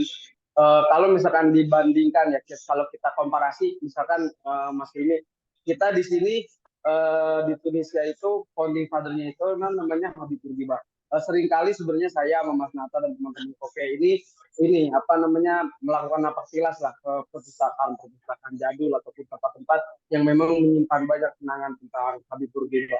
Nah, ada sedikit perbedaan antara Bourguiba dan Soekarno. Oh ya, untuk perlu diketahui mungkin Mas Hilmi, Soekarno pernah ke Tunis dan bertemu sama Bourguiba, lalu terbit juga majalah, kalau nggak salah tulisannya Rojulani Al-Takiani gitu. Nah, itu sebenarnya saya melihat di sini salah satunya ketika tidak terjadi pembengkakan makna ataupun obesitas, itu malah menghilangkan pemikiran-pemikirannya founding father sendiri, yaitu Habib Bourguiba. Jadi di sini akhirnya negara Tunisia sendiri seperti kehilangan identitas karena kehilangan pengertian, kehilangan pengenalan tentang sang pendiri Tunisia sendiri. Nah, saya pikir di Indonesia dengan pembentukan makna di samping ada sisi negatifnya, sisi positif yang bisa diambil, selalu ada perkembangan, selalu ada pembaharuan. Kayak tadi judul di awal, api Bung Karno belum padam. Nah, saya lihat, itu adalah hasil yang mungkin cukup nyata dari terjadinya pembengkakan ataupun obesitas makna yang dialami terhadap Soekarno sendiri. Karena saya melihat di Indonesia ini, Mas, Habibur Rahman ini dulu ketika mendirikan punya partai, namanya Partai Justru. Partainya sudah tidak ada. Lalu majalah-majalah yang memuat tulisan-tulisan Burgiba pun sulit untuk ditemukan. Walaupun barangkali ya saya kurang tahu apakah mungkin ada kayak desoekarnoisasi di sini seperti Habib Burgiba itu disingkirkan karena aura politiknya yang mungkin kuat seperti Bung Karno. Tapi yang saya lihat tidak ada yang berusaha untuk muncul ke permukaan lalu membaharui kayak tadi kayak Al-Muhafaz wal Qadim Sholih wal Azbil. Jadi asalnya nggak ada. Jadi partainya Habib Burgiba sudah nggak ada. Ada partai baru dengan nama yang sama tapi dengan spirit yang berbeda. Lalu muatan-muatan yang biasa ditulis sama Burgiba juga sudah tidak bisa kita temukan. Pemikirannya pun sudah terlantar, tidak ada yang mengurus. Bahkan keluarganya pun cukup jauh lah dari hidup perpolitikan di Indonesia. Nah, mungkin saya lihat itu sisi positif dari pembengkakan maknanya. Nah, sekarang saya mau bahas yang di pembengkakan makna itu. Misalkan ketika di Indonesia itu mengalami hal yang serupa seperti Indonesia, pasti kan itu cukup susah kita untuk melihat siapa yang bakal menjadi guru bangsa, karena biasanya ketika orang yang selesai jadi presiden itu kan menjadi guru bangsa. Nah, bagaimana nih kita ini kalau misalkan mau mempelajari Bung Karno dari sumber-sumber yang primer, lalu misalkan membuat buku, lalu misalkan menciptakan karya tentang Bung Karno, agar Bung Karno tetaplah Bung Karno sebagai manusia, tidak kita kultuskan sebagai agama atau sebagai seseorang yang tidak luput dari kesalahan dan lain sebagainya. Itu kira-kira gimana menurut Mas Hilmi sendiri? Karena Mas Hilmi sudah punya karya konkret tentang Bung Karno. Nah, gimana sih perjalanan sejarah Mas Hilmi menulis Bung Karno itu sehingga tidak terjadi pembengkakan makna terhadap Bung Karno itu sendiri? Gitu sih. Terima kasih Mas Hilmi. Oke, sama-sama. Oke, langsung aja ya. Jadi kalau kita membaca secara langsung ya, misalnya risalah-risalah atau artikel-artikel Soekarno ya, sebagaimana yang saya sudah jelaskan tadi, harfan-harfan begitu, menghilangkan atau menghela sejenak asumsi-asumsi yang kita dapat dari buku-buku yang sudah kita baca atau informasi-informasi yang kita dapat tentang Soekarno, kita akan menemukan banyak hal ya. Misalnya, sebenarnya buku ini sudah lama ya, 2016 bukunya, sebagaimana yang sudah diinformasikan oleh Mas Nata tadi ya, yang saya juga ketika membacanya kembali ya agak malu sebenarnya. Tapi ya karena sudah terlanjur terbit dan dibaca orang ya sudah tidak apa-apa. Misalnya yang saya temukan ya, kalau kita mengkaji Soekarno langsung dari sumber aslinya, kita akan menemukan beberapa ambivalensi, terutama dalam konteks pemahaman Islamnya Soekarno. Nah, itu sebenarnya adalah satu isu atau satu aspek yang sudah banyak dibicarakan, tapi saya tidak pernah melihat ada perdebatan yang cukup signifikan ya terkait status Islamnya Soekarno atau bagaimana Soekarno menunjukkan keislamannya ya dalam konteks gagasan atau pikirannya selama ini. Jadi di dalam DBR misalnya ya, surat-surat ND itu kan masa-masa awal Soekarno untuk memahami Islam ya. Itu sebenarnya kalau kita baca gitu ya, itu Soekarno yang kita tahu, Soekarno versi ND itu adalah Soekarno yang sangat Wahabi. Soekarno yang sangat Wahabi. Dia beberapa kali mengatakan bahwa model keberagamaan orang Indonesia itu sangat beraroma hadramautisme. Hadromutisme itu apa? Model keberagamaan yang mengandung dan dipenuhi oleh kegiatan-kegiatan yang khurafat dan tahayul. Ditambah lagi, beliau sangat mengidolakan Muhammad bin Abdul Wahab pada waktu itu karena buku-bukunya yang diasupi oleh Ahmad Hasan, orang Persis dari Bandung. Itu ambivalensi itu. Bagaimana mungkin kemudian Soekarno ingin menyatukan Islamisme, komunisme, dan Marxisme menjadi satu kelompok suara untuk gerakan-gerakan anti kolonial kalau dia bermusuhan langsung dengan tradisinya sendiri tanpa memahami kegiatan-kegiatan orang pesantren itu sebagai kegiatan-kegiatan yang rasional. Nah, itu kan kesimpulan-kesimpulan yang umumnya disimpulkan oleh para modernis, misalnya Cak Nur misalnya ya. Itu kan pernah menyimpulkan bahwa tradisi pesantren itu kan okultis. Okultis itu maksudnya begini, kalau saya dikasih sarung sama kiai saya di Python, Kiai Zuriza ini, sarung itu nggak akan saya pakai. Saya jadiin jimat. Ada aroma kiainya di situ, dan lain sebagainya. Gitu ya, cara kerja orang pesantren kan seperti itu. Punya masalah apapun, jalan keluarnya adalah air kiai. Sawahnya misalnya kena hama, datang ke kiai, dikasih air, selesai masalah. Sapinya tidak mau makan, datang ke kiai. Kena santet, datang ke kiai. Kan begitu. Bisnis tidak lancar, datang ke kiai. Mau maju legislatif, datang ke kiai. Kan begitu. Jadi obat segala penyakit, dawaun min kulli da. Kiai itu. Nah, ini cara kerja yang okultis. Kalau modern kan begini. Kalau kamu sakit, datangnya ke siapa? Ke dokter. Hewanmu sakit, datang ke dokter hewan. Kalau pertaniannya ada masalah, ya datang ke pakar pertanian. Nah, ini semuanya datang ke kiai dan selesai masalah. Kan okultis sekali. Kultus individu. Nah, tapi kan orang tidak bisa kemudian menjelaskan itu tanpa terlebih dahulu mengalami sebenarnya mentalitas dan cara orang pesantren berpikir terkait sesuatu gitu. Nah, kita memiliki rasionalisasi sendiri sebenarnya mengapa kita melakukan hal yang semacam itu. Nah, Soekarno itu tidak terlebih dahulu mengonfirmasi kegiatan-kegiatan semacam itu dan langsung melegitimasinya sebagai aktivitas-aktivitas yang khurafat. Nah, ini yang kemudian disadari oleh Soekarno bahwa pemahaman Islam yang beliau miliki selama di Endeh sampai Bengkulu itu kurang tepat. Sehingga kemudian pasca pembuangan dari Bengkulu, beliau banyak dekat dengan kiai-kiai pesantren, termasuk Kiai Wahab Hasbullah yang menjadi guru politiknya Soekarno. Nah, mengatakan Soekarno Wahabi itu tidak mungkin akan bisa kita simpulkan kalau kita nggak baca surat-surat Islam dari Endeh itu. Nah, kalau Mas Akmal misalnya sudah terlanjur melakukan glorifikasi terhadap Soekarno karena anggota Kopiah.co yang kajian Soekarno, nah itu sudah muncul resistensi terlebih dahulu. Ya kali, Soekarno orang Wahabi, Salafi. Tapi teks tidak akan pernah bohong bahwa Soekarno pernah mengalami fase semacam itu. Ada orang, gitu ya, baru kenal Islam, langsung giroh banget. Nah itu kan gejalanya kan seperti itu kan. Makanya menurut survei Setara Institut itu rata-rata gerakan-gerakan intoleransi itu, keagamaan itu muncul bukan di kampus-kampus Islam tapi kampus-kampus umum. Orang belajar fisika, orang belajar kimia gitu, tiba-tiba mendengar atau melihat tontonan siksa neraka di YouTube gitu kan, tiba-tiba semangat gitu ya, pengen belajar ngaji gitu, tiba-tiba ya udah terjerembab dalam model keberagamaan. Ini di kampus umum ya, halakoh-halakohnya.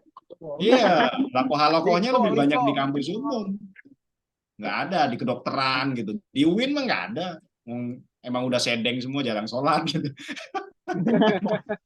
Nah, justru yang rajin sholat, yang rajin ngaji itu kan anak-anak kedokteran gitu ya, anak-anak kimia. Nah, Soekarno itu kan tidak pernah mengalami satu fase di mana dia itu meresapi keislamannya. Nah, dia akui itu kepada Cindy Adam karena ibunya itu tumbuh dan lahir dari orang Bali kan. Jadi tumbuh dari kalangan Hindu. Bapaknya itu kejawen. Jadi Islam bagi Soekarno itu Islam KTP. Dia adalah Muslim yang tidak menjadikan membaca Quran itu sebagai kewajiban sehari-hari. Itu Soekarno tuh, dia akui sendiri. Selama ini dia berislam, tapi dia nggak tahu makna dari Islam itu apa. Nah, itu yang kemudian beliau cari berbarengan dengan frustasinya itu karena dibuang oleh Belanda ke ND. Biasanya kan begitu, kalau orang sudah mengalami situasi yang sulit, larinya kan ke agama. Nah, Soekarno pernah mengalami hal semacam itu. Terkena pinjol baru ke masjidnya rajin, sholat jamaah rajin, baca Quran rajin, nah, gitu-gitu aja. Nah, karena terlalu rajin dan terlalu giroh itu ya, pada akhirnya apa? Soekarno menerabas banyak hal. Dan kalau itu dipertahankan, wah itu bukan justru akan mendukung Nasakom, justru itu akan merusak visi Nasakom. Karena mayoritas model keberagamaan di Nusantara, apapun agamanya, itu selalu mengandung rasionalisasi spesifik dari agama-agama itu tersendiri. Saya tidak mengatakannya irasionalisme ya. Karena orang beragama melakukan sesuatu itu kan pasti ada alasannya. Yang akan kita tahu kalau kita masuk ke situ. Nah, kalau kita nggak masuk, kita nggak tahu mengapa mereka melakukan itu. Nah, itu saya kira yang bisa saya jelaskan mengapa penting membaca Soekarno langsung dari sumber aslinya, karena teman-teman akan mendapatkan berbagai macam realitas yang mungkin sedikit getir gitu ya untuk diakui, tapi ya begitulah. Teks kan tidak berbohong. Teman-teman akan melihat fase, kalau DBR kan ada tahun-tahunnya, jadi teman-teman akan bisa melihat fase dinamika dan dialektika pemahaman Soekarno dari satu tahun ke tahun yang lain, bertemu dengan siapa dan lain sebagainya, arah perkembangannya bagaimana dan lain sebagainya. Dan saya kasih fakta, di masa-masa terakhir Soekarno itu menjadi sangat santri. Ya, di masa-masa kosongnya, jadi ada satu kiai di Sukabumi yang selalu didatangi oleh Soekarno ketika beliau punya masalah. Iya, dan itu kesaksian dari dokternya Soekarno sendiri. Saya kasih ya, mana ya? Bentar, saya kasih datanya. Ada di buku saya.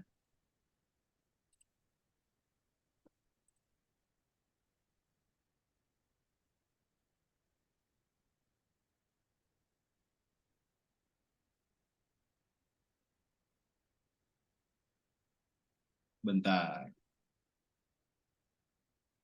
Nah, ini. Saya share screen lagi ya.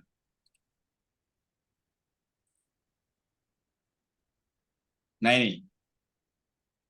Ini sebuah memoir dari Dr. Soeharto. Bukan Pak Harto ya, Dokter Raden Soeharto. Ini dokter pribadinya Soekarno. Saya bacakan nih. Sebagai dokter pribadi, memang saya kerap kali menyertai perjalanan Bung Karno, ya sebagai sekretaris, sebagai ajudan, yang oleh Belanda boleh diskualifikasi. Pernah suatu malam, setelah maghrib, Soekarno mengajak saya pergi ke Sukanegara, sebuah desa di sebelah selatan Cianjur. Oh, maaf, bukan Sukabumi, Cianjur. Kami berdua naik mobil yang kemudian dikemudikan oleh Bang Sarip, sopir Bung Karno dari Gang Raden Salah II. Bung Karno pergi ke sana hendak menemui seorang kiai yang telah amat lanjut usianya, lebih dari 80 tahun. Kiai itu pernah berkelana puluhan tahun lamanya di seluruh Nusantara. Akhirnya menetap di Sukanegara dan mendirikan pesantren yang terkenal. Bung Karno berkenalan dengan Kiai Sukanegara melalui perantaraan RAA Wirata Hadikusuma yang kemudian menjadi Bupati Cianjur dan Bupati Bandung yang kemudian menjadi Menteri Dalam Negeri Kabinet RI yang pertama. Perjalanan ke Sukanegara itu melalui Sukabumi dan tiba menjelang tengah malam. Hubungan antara Bung Karno dan Pak Kiai tampak akrab. Keduanya segera mengadakan pembicaraan empat mata. Saya menggunakan kesempatan itu untuk tidur. Telah malam saya dibangunkan oleh sang supir, nasi yang dihidangkan khas kegemaran Bung Karno, nasi putih yang pulen dan wangi, hangat, dan lauk ayam panggang bumbu kemiri yang tidak terlalu halus menumbuknya dan tidak terlalu pedas, serta sayur bening yang agak manis. Inilah menu yang dihidangkan setiap Bung Karno berkunjung ke pesantren itu. Artinya bukan cuma sekali. Ia mengatakan hidangan semacam itu selain enak yang menyegarkan badan. Dan Pak Kiai berkata, menu seperti itu di zaman Kerajaan Pajang dijadikan makanan standar bagi prajurit yang kembali dari medan perang. Bayangin. Jadi Soekarno disimbolisasi oleh Kiai Sukanegara, kalau dia datang ke pesantrennya, itu seperti orang prajurit yang sedang istirahat dan mau kembali ke medan perang.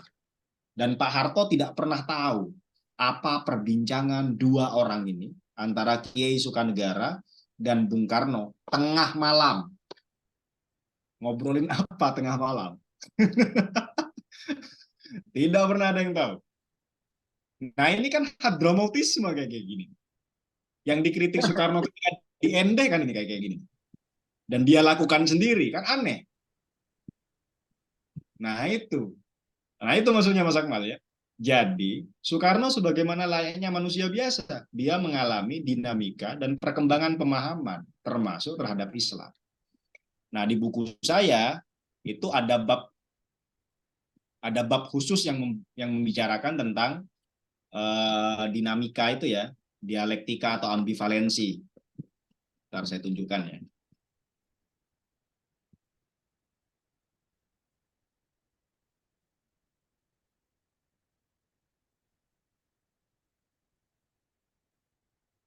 Nah, ini bab khusus yang berbicara soal ambivalensi nalar Islamnya Soekarno ya. Artikulasi keislaman Soekarno di tengah krisis pembacaan dan upaya refondasionalisasi jati kenanuan. Ini adalah satu bab yang merupakan hasil dari bacaan saya terhadap seluruh artikel-artikel, risalah-risalah, dan tulisan Soekarno tentang Islam ya. Baik seri surat-surat Islam dari ND maupun artikel-artikel yang lain. Nantilah kalau Mas Nata pulang atau Mas Akmal pulang ke Indonesia, bisa main-main, kita ketemu di mana, ngopi-ngopi, nanti akan saya kasih oleh-oleh buku lah. Yang meskipun sudah tidak up to date ya, 2016. Terima kasih Mas Hilmi.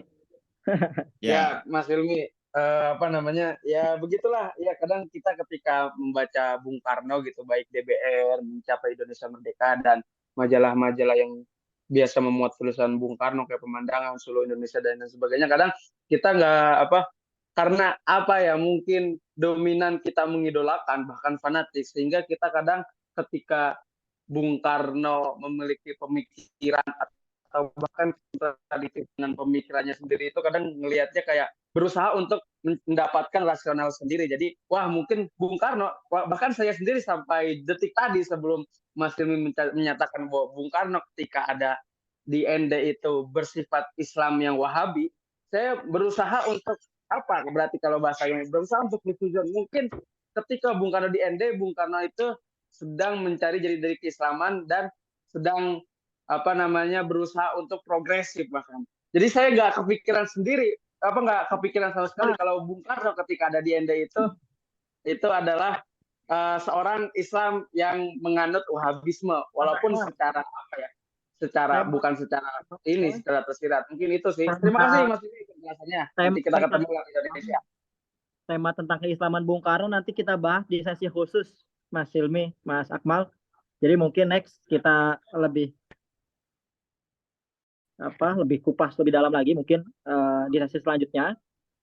Dan karena memang Mas Hilmi waktu sudah hampir 2 jam ya, dalam rencana kita 1 jam, tapi ternyata terlalu asik dan seru banget, banyak sekali wawasan dan juga informasi yang kita dapat pada siang kali ini. Sebelum ditutup, barangkali Mas Hilmi ada closing statement. Ya, semangat aja lah. Masih panjang ya prosesnya ya. Mas Wery sampai tahun berapa di situ dubesnya? Sepertinya ini tahun akhir, Mas. Oh, tahun terakhir. Mudah-mudahan Kopiah.co tetap berlanjut meskipun dubesnya bukan Mas Wery Misrawi. Itu aja closing statement-nya. Yang penting Mas, yang penting itu kan ini donaturnya masih ada. Nah, itu dia. Iya, itu dia. Nanti masalah itu Akmal lah yang suruh nyari lah. Siap. Terima kasih banyak Mas Hilmi dan juga teman-teman yang udah hadir. Sebetulnya banyak banget yang tadi kita pengen bahas ya, dari penasaran yang sejak awal kita pengen tanyakan, pengen diskusikan, seperti misalnya bagaimana sebetulnya Soekarno memandang Palestina itu bagaimana. Kemudian dulu kenapa buat yang namanya konferensi Asia Afrika. Terus mengenai kolonialisme Jepang itu kan kemudian harus menjadi tema-tema khusus dan spesifik untuk kemudian nanti kita bahas di membaca Ya, Bung itu Karno. nanti ada bab khususnya ya, karena setelah KAA itu ada KIAA, Konferensi Islam Asia Afrika. Nah, itu Betul, betul. ketua panitianya adalah Ki Idam Khalid. Ki Idam Khalid itu bikin majalah namanya Api Islam tahun 1964-1965. Saya punya arsip lengkapnya tentang majalah Api Islam itu, dan yaitu butuh satu dua kali diskusi Betul, yang betul Mas Hilmi. Siap, terima kasih banyak Mas Hilmi sudah menjadi pembuka di episode pertama membaca Bung Karno, yang kemudian kita akan upload di YouTube KPA.TV ya, insya Allah. Teman-teman juga terima kasih, mudah-mudahan banyak manfaat dan kita terus semangat kembali membaca Bung Karno. Terima kasih. Wassalamualaikum warahmatullahi wabarakatuh. warahmatullahi wabarakatuh. Terima kasih ya semuanya.